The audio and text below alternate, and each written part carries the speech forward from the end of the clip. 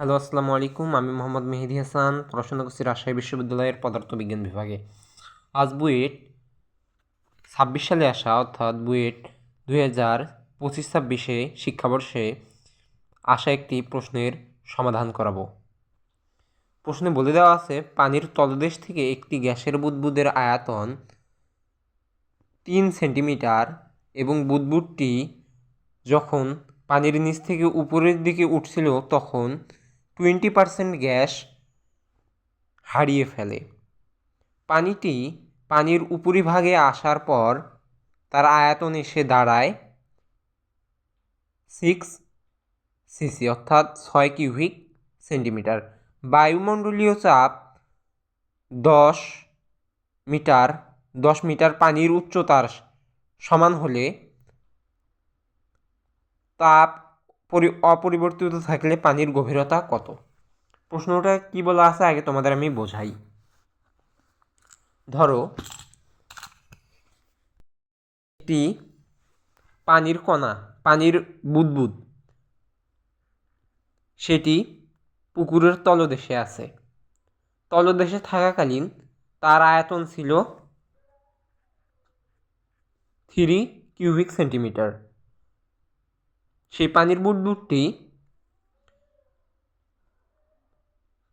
যখন উপরের দিকে উঠতে থাকে, সেই পানির বুদবুদের ভিতর থেকে 20% গ্যাস হারায়, অর্থাৎ তার মোল সংখ্যা 20% কমে যায় এবং উপরের সারফেসে আসার পর তার আয়তন এসে দাঁড়ায় 6 কিউবিক সেন্টিমিটার। যদি তাই হয় তাহলে এই গভীরতাটুকু কত, এটা আমাদের নির্ণয় করতে হবে। এখানে বলে দেওয়া আছে টি কনস্ট্যান্ট।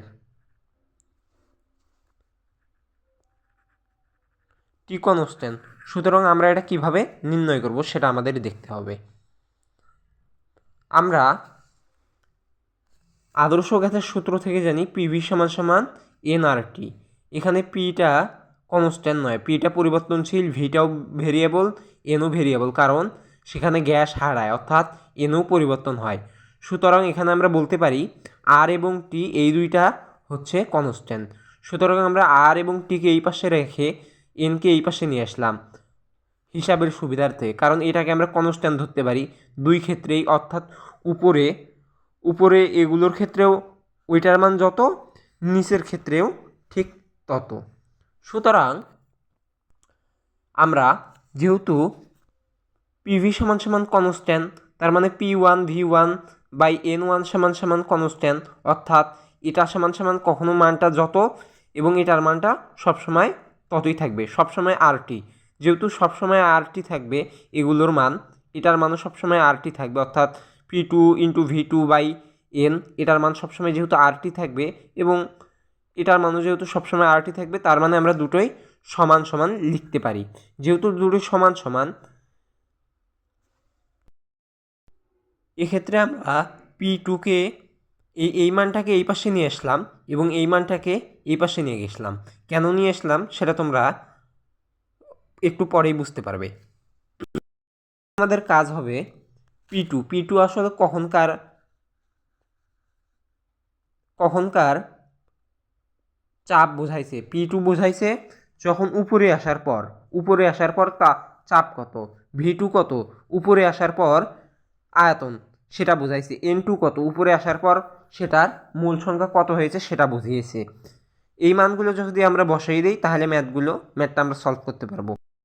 সমান বলে দেওয়া আছে যে উপরের বায়ুমণ্ডলীয় চাপ ভাই কতটুকু থাকবে, কারণ পুকুরের উপরে তো আর কোনো কিছুর চাপ নেই, পুকুরের উপর শুধু চাপ আছে বায়ুমণ্ডলীয় চাপ, অর্থাৎ পুকুরের উপরে বায়ু যতটুকু চাপ দেয় ততটুকু চাপেই উপরের চাপ, কারণ উপরে আর কোনো কিছু থেকে চাপ আসতেছে না। আর নিচে বায়ুমণ্ডলীয় চাপ, উপরের চাপটুকু এবং পানির চাপটুকু চিন্তা করো, এটা যদি পুকুরের উপরে হয় এবং এটা যদি পুকুরের তলা হয় আর এটা যদি পুকুরের সেই পানিগুলো হয়, উপর থেকে কি আছে, উপরে আছে বায়ুমণ্ডলীয় চাপটাই শুধু এখানে পড়বে আর নিচে কি পড়বে বায়ুমণ্ডলীয়, এখানে পড়বে বায়ুমণ্ডলীয় চাপটাও থাকবে, সাথে এই পানির চাপটাও থাকবে। আর উপরে বলে দেওয়া আছে বায়ুমণ্ডলীয় চাপের কথা। বায়ুমণ্ডলীয় চাপ কতটুকু? বায়ুমণ্ডলীয় চাপ হচ্ছে ততটুকু, 10 মিটার উচ্চতার পানি যতটুকু চাপ দেয় ততটুকুই হচ্ছে বায়ুমণ্ডলীয় চাপ। অর্থাৎ যদি কোনো 10 মিটার আমরা পানি নেই কোনো পাত্রে, তার তলায় যে পরিমাণ চাপ দেবে সেই পানিটুকু, সেটাই হচ্ছে বায়ুমণ্ডলীয় চাপের সমান, সেটা বলে দেওয়া আছে। এখন 10 মিটার উচ্চতায় পানি কি পরিমাণ চাপ দেবে সেটা আমরা কোন সূত্র থেকে বের করতে পারি? আমরা জানি বায়ুমণ্ডলীয় পানির চাপ সমান সমান এইচ রো জি।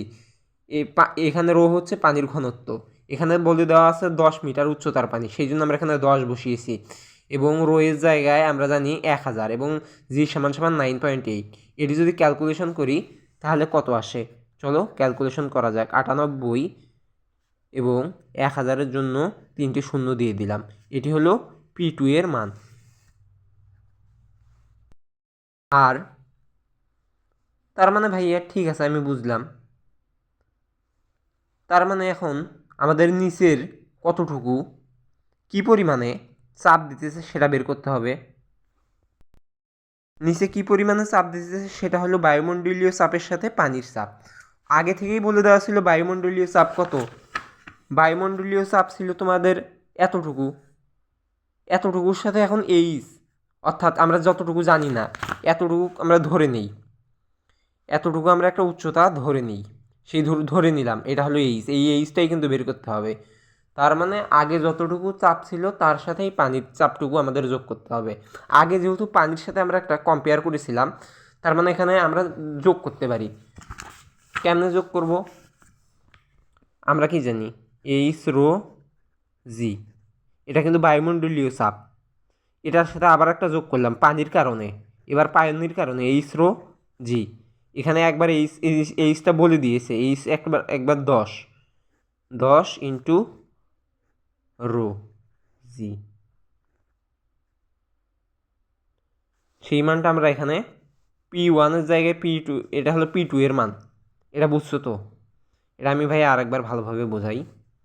P2 সমান সমান বলে দেওয়া আছে যে না, P1 সমান সমান কত হবে? উপরের পানির চাপটুকু এবং বায়ুমণ্ডলের চাপটুকু। যেহেতু উপরের পানির চাপ এবং বায়ুমণ্ডলীয় চাপ, অর্থাৎ বায়ুমণ্ডলীয় চাপ ছিল তোমার, ধরে নিলাম P1, আর পানির কারণে চাপ হলো P। পানির কারণে চাপ আমরা কিভাবে বের করব? পানির যতটুকু উচ্চতা, পানির ঘনত্ব প্লাস P, এটা কিন্তু P এর মান বসালাম। এখন P পরের টুকুর মান কীভাবে বসাবো? এই যে 98, এটা বসিয়ে দিলাম। সেই মানগুলো যদি আমরা এখানে বসাই,